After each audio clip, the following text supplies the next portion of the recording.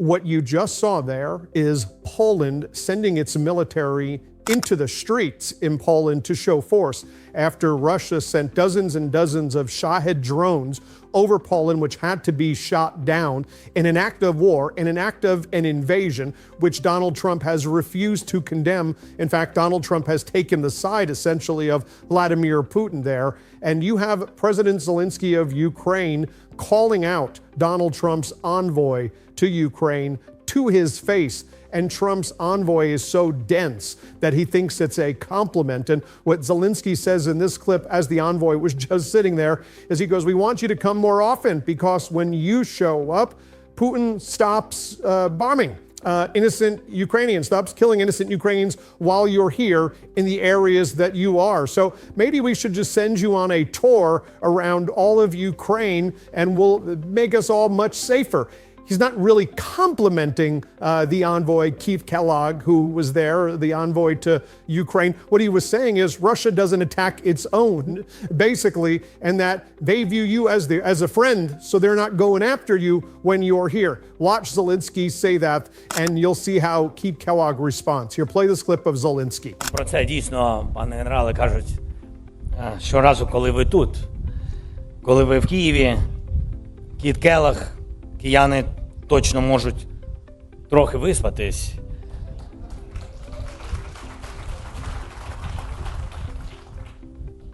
Ну, хотілося б, щоб ви їздили по всіх містах України.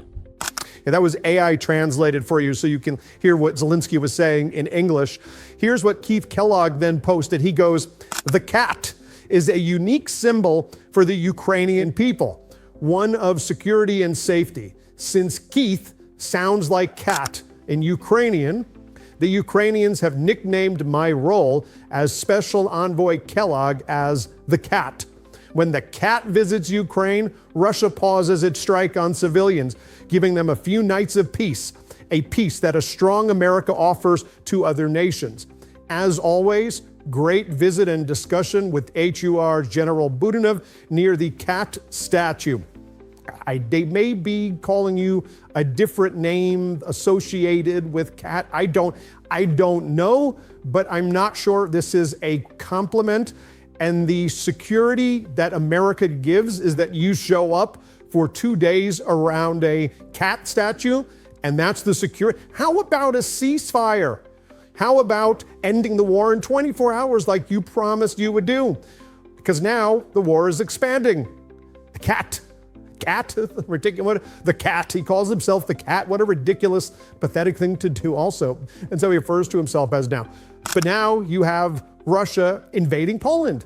Russia sent drones to Romania. The cat? What you gonna do? You're gonna meow? What are you gonna do about it? The cat? You're gonna show up and meow one more time? I mean, how ridiculous is this? Let me show you what Zelenskyy just posted. He goes, "Today, Romania scrambled combat aircraft because of a Russian drone in its airspace. According to current data, the drone penetrated about 10 kilometers into Romanian territory and operated in NATO airspace for around 50 minutes. Also today, Poland responded militarily to the threat of Russian attack drones." Meow, meow, cat. In fact, Russian drones have been in different regions of Ukraine all day, including the northern regions practically along the border with Belarus. According to preliminary information, Belarusian airspace was also used for entry into Ukraine's airspace toward Voyn. The Russian military knows exactly where those drones are headed and how long they can operate in the air. Their routes are always calculated. This cannot be a coincidence, a mistake, or the initiative of some lower-level commanders. It is an obvious expansion of the war by Russia, and this is exactly how they act. Small steps at first, and eventually big losses. That is why action must always be preventative, based on the principle that there are no minor military threats from those who are accustomed to destroying the independence and lives of others. Russia is accustomed to this and must feel the consequences. And they're really calling out Romania there as well and saying, "You're not taking this seriously, Romania. You let that drone go over your airspace and you didn't shoot it down. You let it come into Ukraine. You let it go over your own airspace for about an hour. You were being tested by Putin and you absolutely failed the test." At least Poland sent their Air Force to shoot it down immediately. immediately. They did it quickly, but still a little bit slower than it needed to be done. I'll just say that. But Romania's response was very slow. Let me tell you what Russia is trying to do here as well. What Russia wants to do is they want Europe to now invest air defense in NATO nations, in Poland, in Romania, and then in other Eastern European NATO nations, and build air defenses there to try to delay air defenses from being built around Ukraine. That's one of Russia's tactics. Russia also wants to test NATO right now, test their resolve, sow division, as Donald Trump says things like, oh, it must be a mistake. And this is how Putin is surgically ripping NATO apart, because the more Donald Trump doesn't do anything. Article 4 is consultation of NATO. Article 5 is military support within NATO. If one NATO country is attacked, all NATO countries are attacked. What Putin is showing is that Donald Trump has given up on Article 4 or 5. It no longer exists to the United States. So Putin showing how weak Trump looks on the world stage right there. I mean, when you saw Putin say this was not a mistake, this was deliberate, that was a message to Romania and Poland, but it was also a message to Donald Trump. Because here's the clip when Donald Trump said, I think it was a mistake. And we question, what's your reaction to Russia's drone incursion into Poland? Donald Trump's response, it could have been a mistake. Let's play it. What's your reaction to Russian drone incursion into Poland? Could have been a mistake. Could have been a mistake, but regardless, I'm not happy about anything having to do with that whole situation. But hopefully it's going to come to an end. Then on Friday, Donald Trump was asked, what are you going to do about Putin? We saw those drones in Poland. Then Donald Trump's response is, I'm not going to defend anybody. But they were actually knocked out and fell into airspace. To which Poland's foreign minister responded, that's not true. There were dozens and dozens of drones that entered Poland airspace. But Donald Trump goes, I'm not going to defend anyone. Well, then what's the point of having America in NATO if you're not going to defend anyone? But then how about just defend the basic truth that those drones entered into Poland, that drones entered into Romania? But again, this is exactly what Putin wants, to test a resolve, and he's showing that Donald Trump won't do crap. Play this clip. What are you going to do about President Putin? Because we just saw these drones in Poland. Yeah, well, more sanctions. Thing, I mean, I'm not going to defend anybody, but the Poland's, they were actually knocked down and they fell into an area. But he shouldn't be close to Poland anyway. Right. So I solved, as you know, 7 wars. 7. I did so many, including Pakistan and India, but big ones. And then you have Pete Hegseth. Hegseth is asked, well, what about Russia attacking Poland? What are you going to do? And his response, this is what MAGA Republican Dan Bacon says. Don Bacon says, he goes, Hegseth with some disgusting comments, he's an empty suit. And Hegseth's like, why would we touch these foreign countries like Poland? They're in NATO, you idiot. They're in NATO. Here, play this clip. Power. We've projected power for a long time in far-flung places that had a nebulous connection to our own security in the homeland. We're securing the homeland.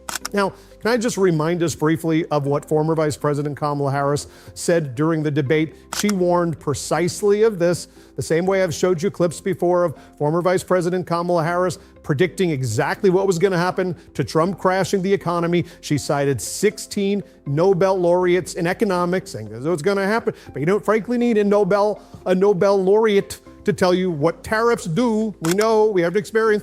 Anyway, here's what Harris has to say. Here, play this clip. Our support, because of the air defense, the ammunition, the artillery, the javelins, the Abrams tanks that we have provided, Ukraine stands as an independent and free country. If Donald Trump were president, Putin would be sitting in Kyiv right now.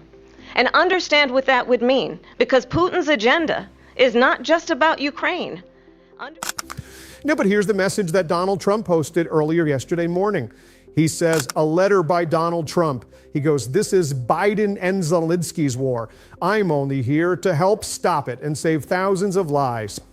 Then he goes on to say, if NATO does as I say, the war will end quickly and all those lives will be saved. If they do as I say, Donald Trump goes on to say that he won't do anything unless Europe stops buying oil from Russia and imposes sanctions. Europe has significant sanctions against Russia. Europe has basically weaned off of most Russian oil, not all, but most Russian oil, except for Hungary and Slovakia, who Donald Trump has publicly supported getting their oil from Russia. Donald Trump has written letters to Viktor Orban of Hungary and Slovakia saying, I'm upset that Ukraine is hitting those oil depots. By the way, in response to Donald Trump saying all of these things, I'll play right here. We'll throw some B-roll up for you all right now.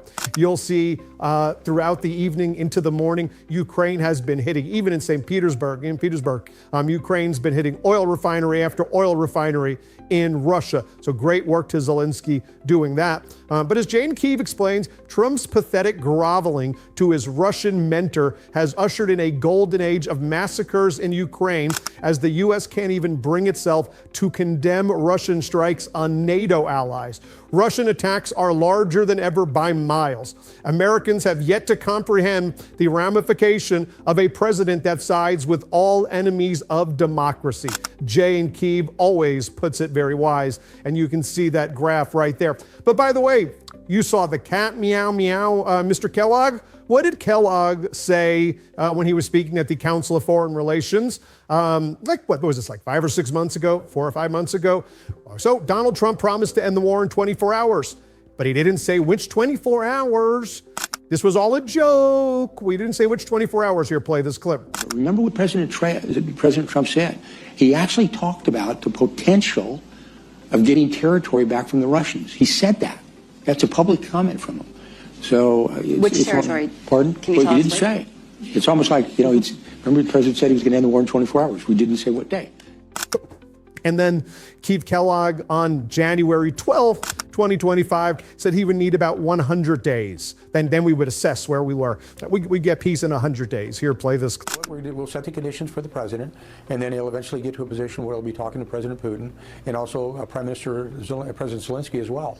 And I think they're going to come to a solvable solution in the near term. And when I say by the near term, I would like to set a goal on a personal level and professional level. I would say let's set it at 100 days and move our way back and figure a way we can do this in the near term to make sure that this solution is solid, it's sustainable, and that this war ends and so that we stop the carnage. And I think that's going to be very, very important to do. It's going to be important for our national security. It's a part of our vital national interest, and it's also good for Europe as well, and the globe as well. These people are all such complete and utter phonies right here. But, perhaps the biggest phony of them all, Lindsey Graham, MAGA Republican Senator Lindsey Graham, he goes out there on Friday, all high and mighty, and he's like, we're going to start naming names of American politicians who don't support Ukraine. And he goes, we're putting forward strong legislation in the Senate that if passed, will designate Russia as a state-sponsored terrorist organization. Great, Lindsey Graham. Great. You know who doesn't support that legislation? Donald Trump. Okay? Your guy, your best friend, your golf buddy. Okay? Like Lindsey Graham, your whole thing is to be like you're a Russia hawk. A hawk. So you've got Kellogg, meow, the cat. And then you've all the kind of weird kind of animals, right? The hawk, quah, and then the cat, meow. So you're the Russian hawk, except that Donald Trump's the weakest on Russia ever. And not only weak on Russia, he's Putin's guy. He's basically turned the United States right now, currently, into a satellite of Russia. Could you imagine if Obama had Marines roll out the red carpet on their knees for Putin as he laughed in the face of Americans on America Far? And so remember the moment, Mr. Gorbachev, tear down the wall. Putin's moment was in Alaska, laughing in the face of the United States as Sergei Lavrov was wearing a USSR, it's the foreign minister of Russia, was wearing a USSR shirt. They mocked the United States. They cemented that moment in Russian history forever, mocking the United States.